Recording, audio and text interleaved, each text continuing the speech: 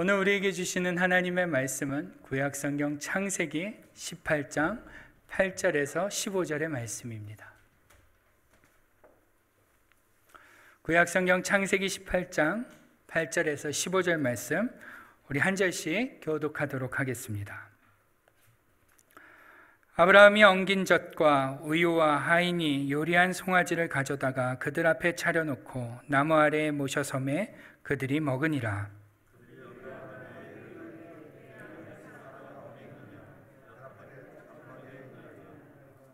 그가 이르시되 내년 이맘때 내가 반드시 내게로 돌아오리니 내 아내 사라에게 아들이 있으리라 하시니 사라가 그 뒤 장막문에서 들었더라.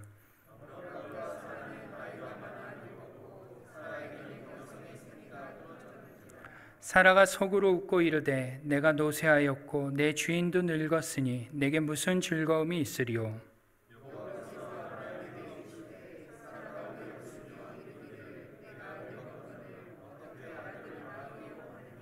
여호와께 능하지 못한 일이 있겠느냐. 기한이 이를 때에 내가 내게로 돌아오리니 사라에게 아들이 있으리라.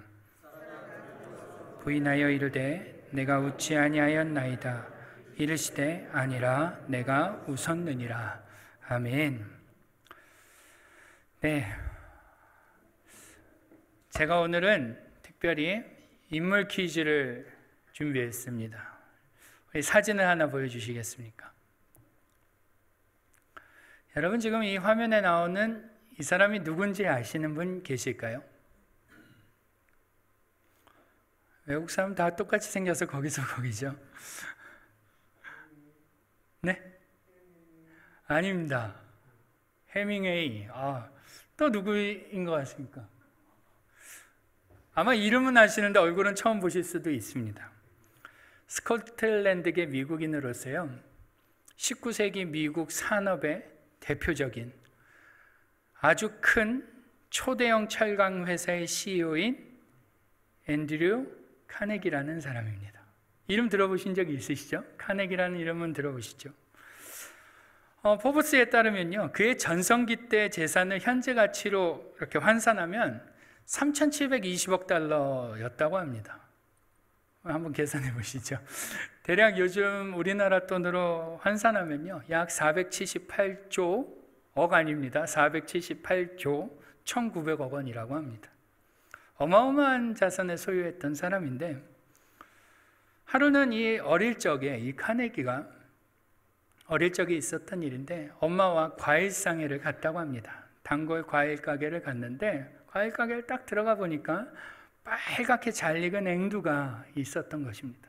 카네기가 그것이 먹고 싶어서 그 앞에 서서 침을 꼴깍꼴깍 삼키고 있자 그것을 눈치챈 주인 할아버지가 카네기에게 이렇게 말했답니다. 얘야, 한 줌 집어 먹어도 돼.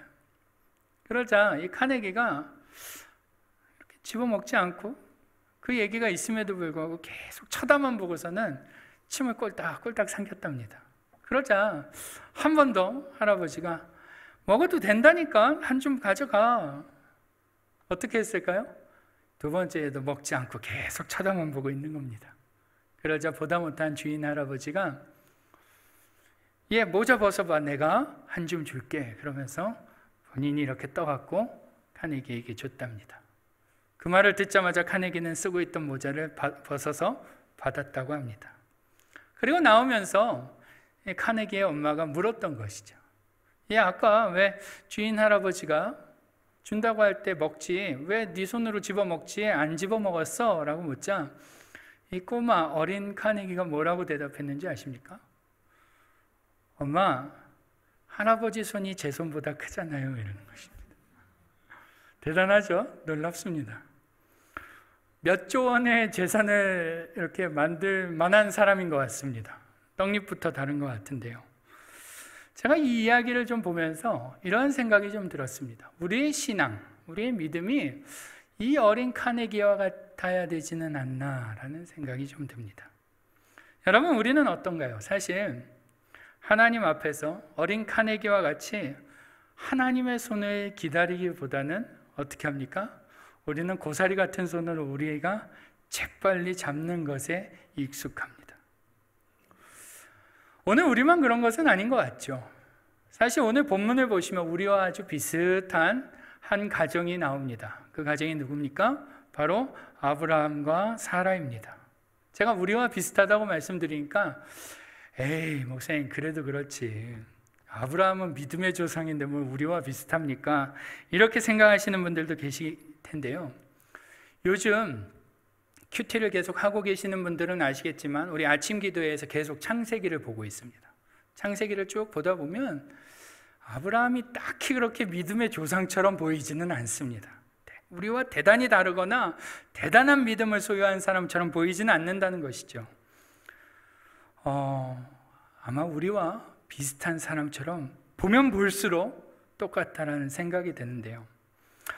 물론 나중에 이 아브라함이 독자 이삭을 하나님께 바치는 모습에서 그의 남다른 점을 발견할 수는 있지만, 오늘 우리가 몇 장을 읽었죠? 18장을 읽었는데 이 18장까지의 아브라함의 모습을 보면 딱히 우리와 다르지 않다는 것을 발견할 수 있게 됩니다. 여느 보통 사람과 같이 그저 이 아브라함과 사라도 잘 먹고 잘 사는 일에 관심 있는 그런 사람처럼 보인다는 것이죠. 어디에 그런 것들이 잘 나와 있을까요? 성경 곳곳에 잘 나와 있는데요, 아브라함이 창세기 몇 장부터 등장하죠? 12장부터 등장합니다. 우리 12장 1절부터 4절의 말씀을 입을 맞춰서 같이 한번 합독하도록 하겠습니다. 시작. 여호와께서 아브라함에게 이르시되 너는 너의 고향과 친척과 아버지의 집을 떠나 내가 내게 보여줄 땅으로 가라. 내가 너로 큰 민족을 이루고 내게 복을 주어 내 이름을 창대하게 하리니 너는 복이 될지라. 너를 축복하는 자에게는 내가 복을 내리고 너를 저주하는 자에게는 내가 저주하리니 땅의 모든 족속이 너로 말미암아 복을 얻을 것이라 하신지라. 이에 아브라함이 여호와의 말씀을 따라갔고 롯도 그와 함께 갔으며 아브라함이 하란을 떠날 때에 75세였더라. 아멘. 하나님께서 아브라함에게 나타나셔서 그에게 복을 주시겠다라고 약속해 주시면서 본토 친척 아버지의 집을 떠나라고 말씀하십니다. 그러자 이 아브라함이 어떻게 했다고 하죠? 여호와의 말씀을 따랐고 라고 성경은 증언하고 있습니다. 그가 복 주시겠다고 하시는 하나님의 말씀을 듣고 고향을 떠났다는 것입니다. 요즘 말로 좀 바꿔 말하면 이렇게 말할 수 있겠죠. 내가 행복하게 해줄게, 나만 믿고 따라와 라고 하나님께서 말씀하시자 이 아브라함이 그 말을 듣고 고향을 떠났다는 것입니다. 여러분, 처음부터 아브라함이 대단한 사명감, 하나님의 대단한 임무를 수행하기 위해서 아버지의 집을 떠난 것이 아니라는 말입니다. 아브라함은 내가 너에게 복 줄게 라는 이 하나님의 말씀을 듣고 그저 복 받기 위해서, 쉽게 말하면 잘 먹고 잘 살기 위해서 본토 친척 아버지의 집을 떠난 것입니다. 여러분, 그 말씀을 듣고 떠난 아브라함의 삶은 어땠습니까? 우리가 잘 아는 대로 아브라함의 삶은 엄청난 복을 받는 삶이었습니다. 그의 삶을 간략하게 말씀드리면 그가 하란을 떠나서 가나안 땅에 있게 되는데 가나안 땅에 기근이 오게 되죠. 그래서 어디로 갑니까? 애굽으로 갑니다. 우리 저번에 뭐 이런 거 했었지 않습니까? 기억하셔야 됩니다. 가나안 땅에서 애굽으로 갑니다. 애굽으로 가서 무슨 일을 만나죠? 아내 사레를 왕에게 뺏길 뻔하죠. 뭐 우여곡절이 있습니다. 그런데 놀라운 것은 그 바로에게 어마어마한 부를 받아가지고 애굽에서 나오게 된다는 것입니다. 그의 재산이 얼마나 증식되었는지 성경은 그가 조카 롯과 함께 동거하기가 불편해졌다라고 기록하고 있습니다. 심지어 그 장 이후의 장을 보시면 아브라함이 전쟁을 나가는데 자신이 기르던 사람과 나가게 되죠. 그 기르던 군사가 몇 명이라고 증언합니까? 성경은 318명이었다고 합니다. 여러분, 지금 아브라함은 조금씩 시간이 지나면서 어마어마한 재산을 갖게 된 것입니다. 남부러울 것이 없는 삶을 살게 된 것이죠. 그리고 그뿐만이 아닙니다. 아브라함을 처음 하란에서 하나님께서 부르실 때 아브라함의 나이가 몇 세였다라고 방금 읽었죠? 75세였더라 라고 했죠. 네, 이미 아이를 낳기에는 늦은 나이였습니다. 그런데 하나님께서는 아브라함에게 내가 너에게 아이를 줄게 라고 말씀하시고, 또 한 번 찾아가셔서는 내가 너를 통해서 낳는 아들을 내가 줄 것이다 라고 말씀하시죠. 그런데 16장 16절을 보시면 진짜로 어떤 일이 하나 생기는데, 우리 같이 한번 읽어볼까요? 시작. 하갈이 아브라함에게 이스마엘을 낳았을 때 아브라함이 86세였더라. 아멘.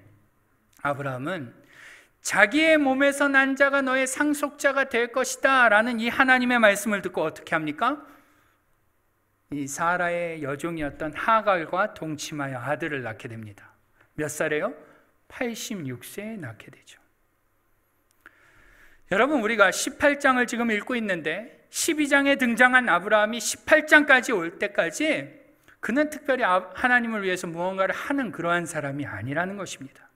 하나님을 위하여 무엇을 드리는 삶, 하나님의 임무를, 어떠한 임무를 수행하는 그러한 삶이 아니라는 것이죠. 그는 그저 하나님이 주시는 복을 가만히 앉아서 받아 누리는 그러한 삶을 살았다라는 것입니다. 75세에 하나님께 부름을 받고 오늘 18장은 그가 99세가 되었을 때의 이야기입니다. 그러니 몇 년 동안의 이야기입니까? 계산해 보시죠. 75세, 99세, 24년 동안 아브라함은 하나님께 계속 복을 받는 그러한 삶을 살았다라는 것이죠.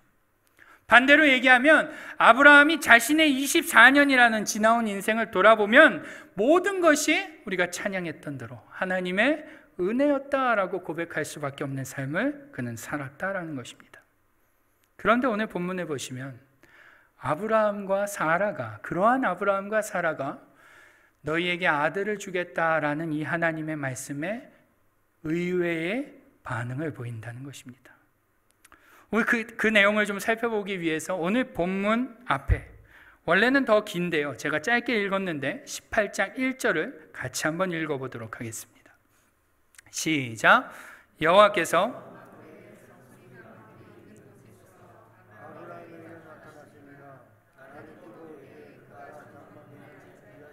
아멘. 그렇습니다. 아브라함은 장막문에 앉아있던 아브라함을 하나님께서 찾아가신 것입니다. 이제 아브라함은 예전의 아브라함이 아닌 것이죠. 그는 뜨거운 햇볕 아래에서 일할 필요도 없는 사람이 되었습니다. 이제 그는 그냥 햇볕을 피해서 집 문 앞에 앉아 있어도 되는 그 정도의 부와 명성과 힘을 가졌던 그런 사람이었습니다. 그는 이미 많은 부와 힘, 심지어 자식까지 있었습니다. 이스마엘, 여러분 86세에 낳은 이 이스마엘, 85세에 낳은 이 이스마엘, 86세에 낳은 이스마엘, 그리고 오늘 본문에 99세, 지금 이스마엘이 몇 살이 된 것입니까? 13살이 된 것입니다. 그는 부도 있고요, 돈도 있고, 명예도 있고, 힘도 있고, 권력도 있고, 심지어 아들도 13살 된 아들도 이미 가졌습니다. 그러한 그에게 하나님이 찾아오셨다라는 것이죠. 그래서였을까요? 모든 게 넉넉했던 그였기 때문에 하나님을 대접하는 자세도 좀 남달랐습니다. 태도에 여유가 있죠. 오늘 본문을 보시면 그가 세 사람을 집에 영접합니다. 하나님이신지 아닌지, 알고 영접한 것인지 아닌지는 알 수 없지만 아브라함은 그 세 사람을 영접하여 자신이 할 수 있는 최선을 다해 융성하게 대접하죠. 발 씻을 물도 주고요, 많은 양의 빵도 만들고요, 기름지고 좋은 송아지도 잡습니다. 심지어 요거트와 우유도 대접합니다. 엉긴 젖이라고 나오죠. 엉긴 젖과 우유도 대접합니다. 심지어 그들이 먹는 동안 옆에 서서 시중을 들기까지 합니다. 여러분, 지금 아브라함은 누구의 시중을 들 만한 그러한 위치가 아닙니다.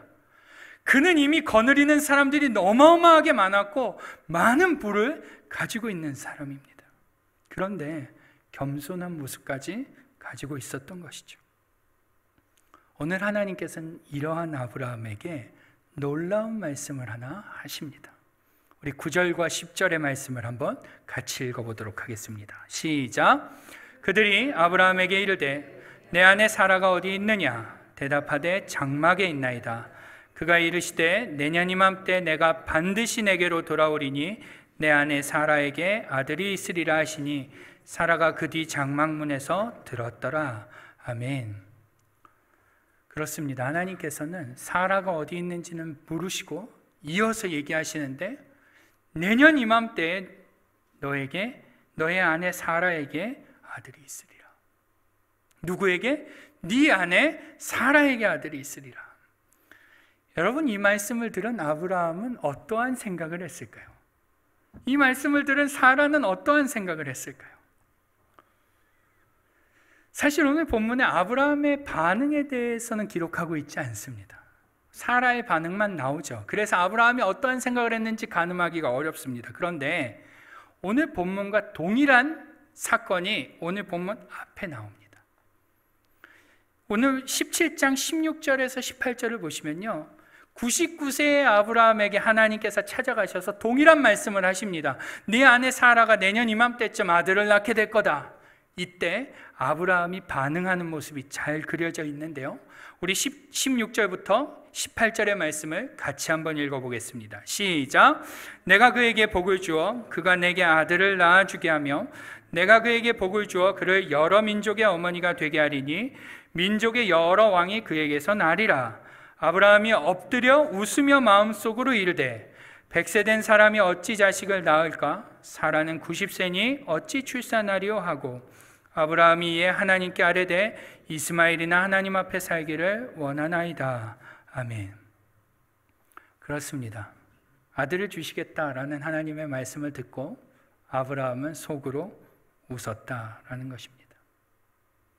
그의 아내 사라가 아들을 낳게 될 것이라는 이 하나님의 말씀을 듣고 웃는다는 것이죠. 여러분 생각해 보세요. 제가 아브라함의 인생을 왜 장황하게 말씀드렸냐면 지금 아브라함이 못 먹고 못 입고 아이가 없는 상태가 아니라는 것입니다. 아브라함은 이미 많은 부와 명예와 권력을 가졌습니다.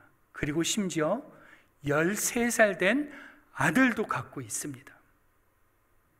13년 동안이나 하나님께서 주신 사람이라고, 하나님께서 주신 아들이라고 생각하고 그 이스마엘을 길러왔다라는 것입니다. 13년 동안 이스마엘이 하나님이 주신 나의 상속자구나 라고 생각하고 길러왔던 것이죠. 그런데 우스운 얘기로 숟가락들 힘도 없는 99세의 노인에게 찾아오셔서 하나님께서 하신다는 말씀이 뭡니까? 사라를 아들로 주시겠다라는 것입니다. 사라에게 아들을 주시겠다라는 것입니다.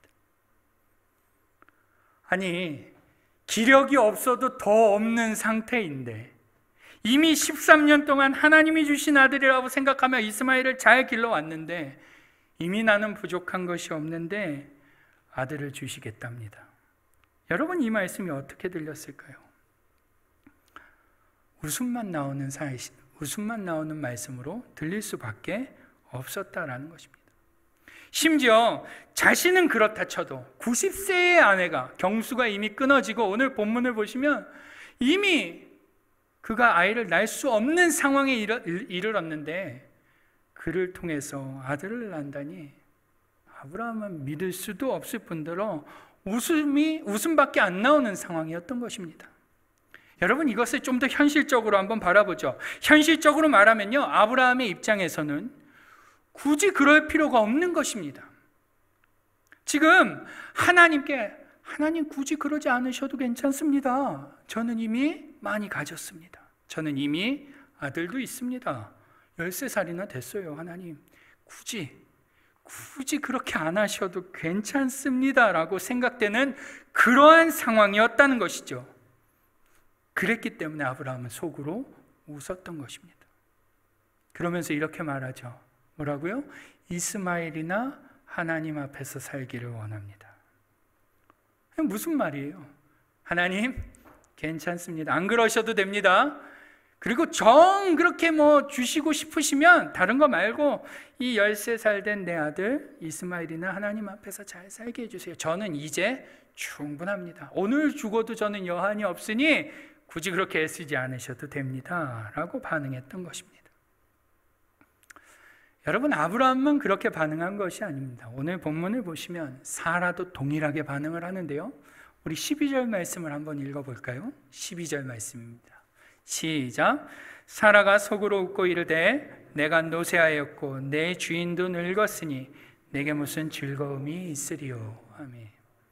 사라도 속으로 어떻게 합니까? 웃는다는 것입니다. 아들을 주시겠다는 하나님의 말씀을 듣고 하나님 괜찮습니다. 굳이 안 그러셔도 됩니다. 저 무슨 90세에 아이를 낳습니까? 아유, 괜찮아요. 사라 역시 어이없는 웃음을 짓고 있는 것입니다. 여러분, 성경이 왜 이러한 아브라함과 사라의 모습을 기록하고 있을까요? 하나님께서는 이 장면을 통해서 우리에게 무엇을 말씀하고 계시는 걸까요?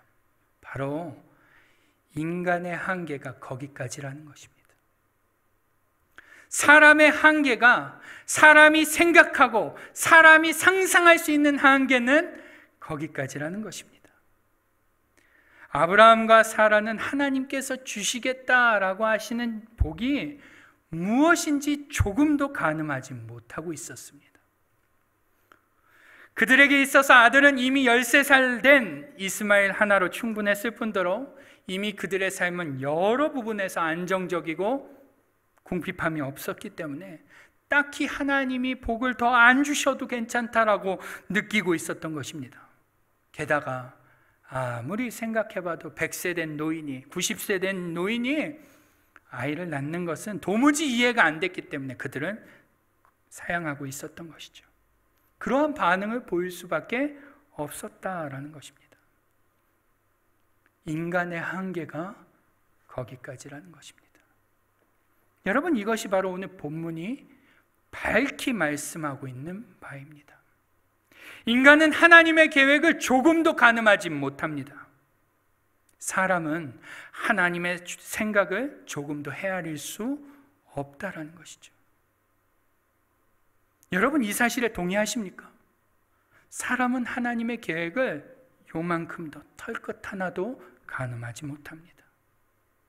그러다 보니까 오늘 우리도 본문의 아브라함과 사라와 같이 반응하게 되는 것이죠. 하나님께서 주시고자 하시는 복이 무엇인지 모르기 때문에 우리는 예상조차 못하는 것입니다. 아니, 조금의 기대도 갖지 않는다는 것입니다.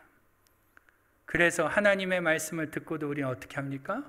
불신하고 비웃는 것입니다.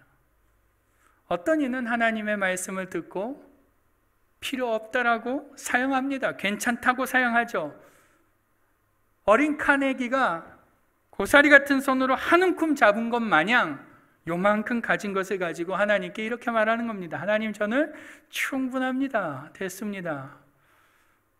하나님, 굳이 안 그러셔도 됩니다. 라고 반응한다는 것입니다. 여러분, 이 얼마나 어리석은 반응입니까? 그렇죠? 사실 아브라함과 사라는요, 24년이라는, 지나온 24년이라는 자신의 인생을 돌아볼 때 하나님이 어떠한 하나님이신지를 깨닫고 있었어야 했습니다. 하나님이 얼마나 위대하신 분이신지, 얼마나 대단하신 분이신지 알고 있었어야 했다는 것입니다.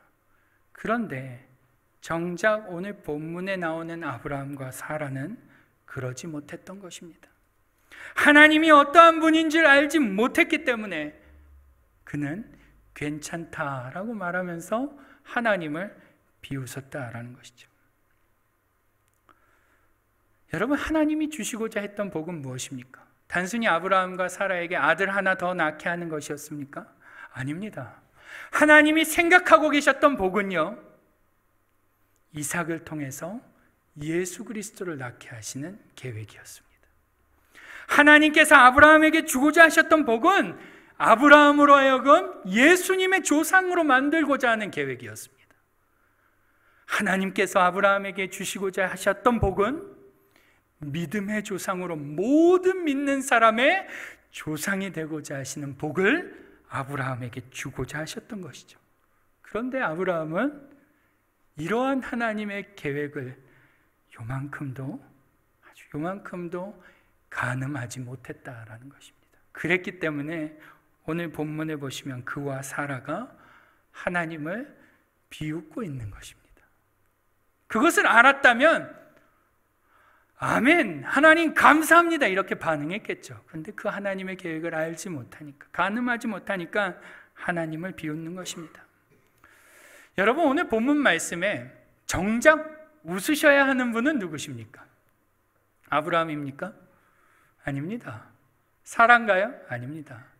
아무것도 모르고 있는 아브라함, 아무것도 모르고 있는 사라를 보면서 비웃으셔야 할 분은 바로 우리 하나님이신 것입니다. 하나님이 비웃으셔야 하는 것인데, 지금 오늘 본문을 보시면 아브라함과 사라가 도리어 하나님을 보며 비웃고 있는 것입니다.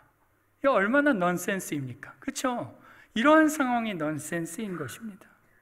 말도 안 되는 상황인 것이죠.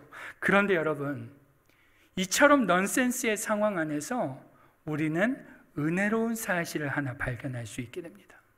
어떠한 사실이요? 은혜로운 사실을 하나 발견할 수 있다는 것이죠. 그것이 무엇일까요? 바로 하나님께서는 이러한 넌센스의 상황을 조금도 개의치 않으신다는 것입니다. 하나님께서는 이 어이없는 상황을 조금도 개의치 않으신다는 것입니다. 여러분 생각해 보세요. 우리가 하나님이었다면 어땠을까요? 내가 전능한 하나님인데 나를 보고 비웃고 있는 이 아브라함과 사라를 보면 우리는 어땠을까요? 아마 그들을 향해 가지고 있던 계획을 바꿔버렸을 것입니다. 우리가 하나님이었다면 너가 나를 감히 비웃어? 라며 화를 내며 그들을 향한 계획을 취소했을 것입니다. 그런데 오늘 우리가 믿는 하나님은 그러한 분이 아니다라는 것입니다. 여러분, 오늘 본문 13절과 14절 말씀을 같이 한번 읽어볼까요? 시작. 여호와께서 아브라함에게 이르시되 사라가 왜 웃으며 이르기를 내가 늙었거늘 어떻게 아들을 낳으리요 하느냐? 여호와께 능하지 못한 일이 있겠느냐? 기한이 이를 때에 내가 내게로 돌아오리니 사라에게 아들이 있으리라. 아멘. 여호와께 능하지 못한 일이 있겠느냐? 내가 내게로 돌아오리니 사라에게 아들이 있으리라. 무슨 말씀입니까? 하나님은 이 넌센스의 상황을 조금도 개의치 않으시고 당신의 뜻을 이루어 가신다는 것입니다. 하나님은 기분 나쁘실 수 있는 이 상황을 조금도 개의치 않으시고 당신의 뜻을 이루신다는 것이죠. 하나님은 우리의 반응과 상관없이 당신의 뜻을 이루어 가신다라는 것입니다. 여러분, 이것이 바로 오늘 우리가 하나님을 믿을 수 있는 이유인 것입니다. 여러분 생각해 보세요. 우리의 반응에 따라 하나님이 계획을 이랬다 저랬다 하신다면 어떻게 될까요? 우리는 아마 모두가 구원받지 못할 것입니다. 왜요? 우리는 언제나 우리의 믿음이 흔들리고 나약해지고 하나님에 대한 의심을 지우지 못하기 때문입니다. 우리의 반응에 따라서 하나님이 우리에 대한 계획을 이랬다 저랬다 하시는 분이라면 우리는 100% 하나님께 구원받을 수 없습니다.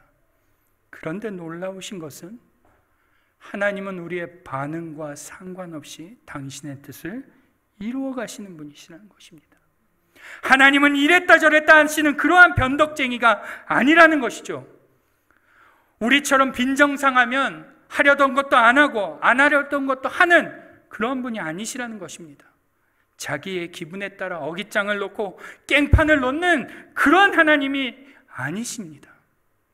하나님은 철저하게 우리의 반응과 상관없이 그것들을 개의치 않으시고 그것들의 영향을 받지 않으시고 당신의 계획을 이행해 가시는 분이십니다.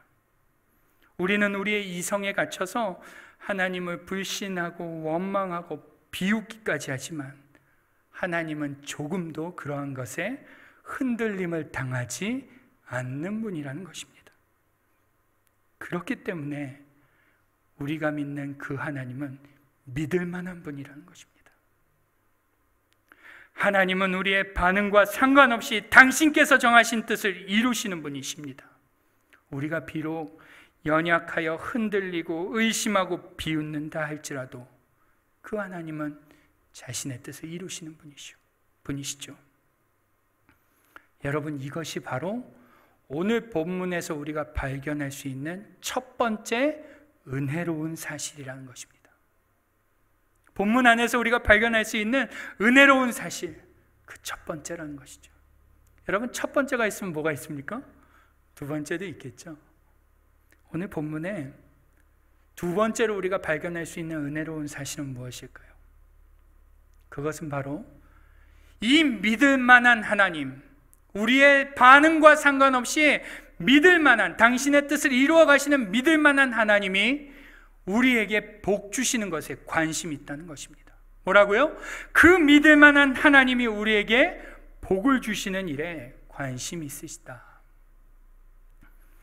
여러분, 제가 이 말씀은 아침 기도회 분들과도 나눴던 말씀인데요, 오늘 본문 15절을 보시면 하나님의 말씀을 듣고 웃지 않았다라고 거짓말하는 사라에게 하나님께서 뭐라고 말씀하십니까? 우리 같이 한번 읽어볼까요? 시작. 사라가 두려워서 부인하여 이르되 내가 웃지 아니하였나이다. 이르시되 아니라 내가 웃었느니라. 아멘. 그렇습니다. 하나님의 말씀을 듣고 속으로 웃고서는 안 웃었다라고 거짓말하는 이 사라에게 하나님께서 너가 웃었다라고 말씀하신다는 것입니다. 여러분, 이 말씀은 얼핏 보면 사라의 행동을 책망하는 말씀으로만 보입니다. 그런데 그렇지 않습니다. 이 말씀은 이중적인 의미를 갖고 있습니다. 우리 아침 기도회에 나오셨던 분들은 아실 테니 한번 가만히 계시고 제가 한번 퀴즈를 내보죠. 여러분, 이삭이라는 이름의 뜻이 무엇인지 아십니까? 이삭. 맞습니다. 웃음입니다. 웃음. 지금 웃음이라는 단어가 이삭이라는 단어입니다. 그러면 이 15절을 바꿔 말한다면 하나님께 웃고서는 웃지 않았다라고 말하는 이 사라의 말, 하나님 제가 웃지 않았습니다 라는 이 말은 바꿔 말하면 어떻게 말할 수 있습니까? 하나님 제가 이삭이 없습니다 라고 표현이 가능하다라는 것입니다. 사라가 자기 입으로 하나님 저는 이삭이 없습니다 라고 고백한다는 것이죠. 그런데 하나님께서는 뭐라고 하십니까? 아니라 네가 웃었도다. 이거 바꿔 말하면 어떻게 되죠? 아니라 네가 이삭이 있도다 라고 말씀하신다는 것입니다. 여러분, 이게 무슨 말입니까? 하나님은 끝까지 자신의 비웃는 사라와 아브라함에게 복을 주시는 일에만 관심이 있으신 것입니다. 그들이 하나님을 비웃고 불신하고 있음에도 불구하고, 심지어 거짓말하고 있음에도 불구하고 하나님은 그 모든 것에 개의치 않으시고 그들에게 복 주시는 것에만 집중하고 계신다라는 것이죠. 여러분, 아브라함과 사라가 무엇이기에 그들이 예수님의 조상이 될 수 있었겠습니까? 그들이 하나님께 무엇을 잘했기에 믿음의 조상이라고 불릴 수 있었겠습니까? 그들은 하나님께서 복 주시고자 집중하셨기 때문에, 그 일에 관심 갖고 그 일을 진행해 가셨기 때문에 그들은 믿음의 조상이라고 불릴 수 있었던 것이고 예수님의 조상이 될 수 있었던 것입니다. 하나님을 불신하며 비웃고 심지어 거짓말하는 그 순간에도 하나님은 그러한 그들에게 복 주시는 것에만 관심이 있었기 때문에 이런 일이 가능하게 되었다라는 것입니다. 여러분, 이것이 바로 오늘 본문에서 우리가 발견할 수 있는 두 번째 은혜로운 사실이라는 것입니다. 여러분, 우리 하나님이 우리에게 복 주시기를 원하시는 하나님이신 줄 믿으시기 바랍니다. 그 하나님은 그러한 그 일에만 집중하고 계신 분이십니다. 여러분, 바울 사도는 로마서에서 이러한 말씀을 합니다. 하나님께 나아가는 자는 반드시 그가 계신 것과 또한 그가 자기를 찾는 자들에게 상 주시는 이심을 믿어야 할지니라. 여러분, 하나님은 우리처럼 변덕스러운 분이 아닙니다. 또 우리의 코 묻은 돈과 헌신을 상납받는 시정잡배도 아닙니다. 우리 하나님, 우리가 믿는 하나님은 당신을 업신여기고 당신을 불신하고 당신을 비웃고 당신 앞에서 거짓말하는 자들에게도 상 주시기를 기뻐하시는 분이십니다. 우리와는 차원이 다른 것이죠. 그 하나님을 우리 정도의 수준으로 이해해서는 안 된다는 것입니다. 그 하나님은 우리에게 복 주시기 위하여 어느 것 하나도 개의치 않으시고 그 일을 이루어 가시는 분이신 줄 믿습니다. 여러분, 이 사실이 오늘 우리의 이성과 논리 앞에 막혀서 불신되어지는 일이 생기지 않기를 주님의 이름으로 축복합니다. 여러분, 시편 123편의 기자는 시편 123편에서 이러한 고백을 합니다. 하늘에 계시는 주여, 내가 눈을 들어 주께 향하나이다. 상전의 손을 바라보는 종들의 눈같이, 여주인의 손을 바라보는 여주인의 눈같이 우리의 눈이 여호와 우리 하나님을 바라보며 우리에게 은혜 베풀어 주시기를 기다리나이다. 아멘. 여러분, 신앙은, 믿음은 우리에게 은혜 베푸시는 그 하나님께 우리의 시선을 고정하는 것입니다. 어떠한 일이 있어도 우리의 반응과 상관없이 당신의 뜻을 이루시는 그 믿을 만한 하나님께 우리의 시선을 고정하는 일입니다. 그 하나님께서 우리에게 복 주시는 하나님이시라는 것을 바라보며 우리의 시선을 고정하는 것이 바로 신앙이라는 것입니다. 사랑하는 성도 여러분, 그 믿을 만한 하나님을 바라보십시오. 우리의 불신과 비웃음에도 우리에게 상 주시는 이심을 바라보십시오. 하나님은 오늘도 우리에게 복 주시기를 원하십니다. 우리가 분명 이 사실을 믿게 된다면 오늘 우리는 어린 카네기처럼 앵두 앞에서 침을 삼키는 한이 있어도 기다릴 수 있을 것입니다. 우리가 아무리 어려운 상황을 만나도 경거망동하지 않고 우리는 하나님이 어떠한 분인 것을 알기 때문에 우리는 그 하나님의 위대한 손길을 기다릴 수 있을 것입니다. 하나님의 역사를 기다릴 수 있을 것이며 그 하나님이 이루실 것을 기다릴 수 있을 것입니다. 사랑하는 성도 여러분, 오늘 그 하나님을 바라봅시다. 하나님은 우리 수준의 하나님이 아니십니다. 우리에게 복 주시기를 원하시며 그 뜻을 이루어 가시는 그 하나님을 믿음으로 고백하며 삶으로 살아내는 저와 여러분이 될 수 있기를 주님의 이름으로 축원합니다. 아멘. 기도하겠습니다. 우리 같이 한번 기도할 때 말씀을 생각하며 하나님, 오늘도 우리의 삶에 하나님은 우리의 반응과 상관없이 하나님의 뜻을 이루시는 분이시며 우리에게 복 주시기를 원하시는 하나님이심을 우리가 믿게 해달라고 같이 한번 기도하며 나아가겠습니다. 기도하죠. 하나님 아버지, 오늘 우리의 삶에 하나님을 향한 이 믿음이 있게 해주시옵소서. 우리의 고사리 같은 손으로 우리가 우리의 삶을 잡고 있는 것이 아니라 하나님의 위대하신 손을 기대하며 살아가는 우리가 되게 하여 주옵소서. 하나님, 오늘 우리의 삶에 당신의 뜻을 이루시는 하나님, 우리의 반응과 상관없이 당신의 뜻을 신실하게 이루시는 하나님, 그 하나님께서 우리의 삶을 붙드시며 우리에게 복 주시기를 원하신다는 이 사실을 견고히 믿고 살아내는 오늘 우리가 되게 하여 주옵소서. 사랑하는 주님, 오늘도 이 믿음이 우리의 삶 가운데 자리 잡게 하여 주시고 이 믿음을 소유하며 살아갈 때 우리의 삶에 이끄시는 하나님의 위대한 손을, 하나님의 대단한 손을, 하나님의 크신 역사를 바라보는 우리가 되게 하여 주옵소서.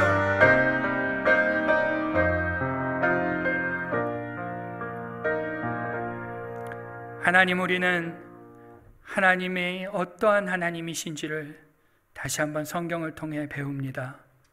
우리 하나님은 우리의 수준이 아니라 우리의 어떠함과 상관없이 당신의 뜻을 이루시는 분이시며 우리를 복 주시기를 위하여 날마다 그곳에 관심 있으신 하나님이신 줄 다시 한번 고백합니다. 하나님, 우리가 믿는 하나님이 이러한 하나님이시라는 것을 마음에 굳게 믿게 하여 주시고 우리의 삶 속에서 그 하나님의 위대하신 손길을 기대하는, 기다리는, 바라는 우리가 되게 하여 주옵소서. 우리의 놓인 처지와 상황과 환경만 바라보며 좌절하는 것이 아니라 우리의 생각을 넘어 역사하시는 그 하나님을 기대하며 이삭을 주시는 하나님, 웃음을 주시는 그 하나님을 경험하는 우리의 삶이 되게 하여 주옵소서. 오늘도 우리를 웃게 하실 그 하나님을 기대하며 우리 주 예수님의 이름으로 기도드립니다. 아멘.